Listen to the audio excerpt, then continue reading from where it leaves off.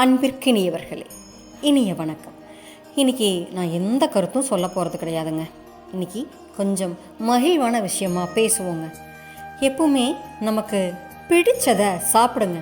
சும்மா அதில் இது இருக்குது, இதில் அது இருக்குதுன்னு 1000 கருத்து 1000 பேர் சொல்லுவாங்க. ஆனால் நமக்கான உடம்பை நம்மளுடைய உடல் தாங்க முடிவு செய்யுது. நம்மளுக்கு பிடிக்காத ஒவ்வாத எந்த ஒரு உணவையும் உடம்பு கண்டிப்பாக உள்ளுக்குள்ளே வச்சுருக்காதுங்க. கண்டிப்பாக வெளியில் தள்ளிடும். புளியை போயிட்டு புல்லை தின்னுங்கிறதும் பூனைக்கு புண்ணாக்கு வைக்கிறதும் இதெல்லாம் நல்லா வாங்க இருக்குது. நமக்கு பிடிச்சதை சாப்பிட்டுட்டு இருக்கிற காலம் வரைக்கும் மகிழ்வோடு இருக்க பழகுவோங்க. நம்ம சில பேர் பார்த்திங்கன்னா கையில் தராசு இல்லாத குறை தான் அப்படியே அலைவாங்க. அளந்து சாப்பிடணுமா, இல்லாட்டி கலோரி ஜாஸ்தி ஆகிடுமா, ப்ராப்ளம் வருமாமா.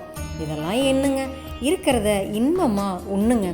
நம்மளுடைய உணவு நமக்கானது. என்றைக்குமே நமக்கு பசிக்கு போக நம்ம எக்ஸ்ட்ராவாக சாப்பிட்ற ஒரு கைப்பிடி அளவு சாப்பாடு கூட அடுத்தவங்களோட தான். அதனால் பசிக்கு கண்டிப்பாக சாப்பிடுங்க. பசிக்கிறப்போ சாப்பிடுங்க.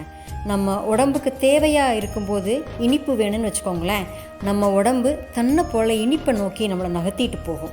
அதே மாதிரி உணவு விஷயத்தில் ரொம்ப அழட்டிக்காதீங்க. முடிஞ்ச வரைக்கும் முழுசாக ரசித்து சாப்பிடுங்க. புல்லோ இல்லை புலாலோ ரசிங்க, ருசிங்க.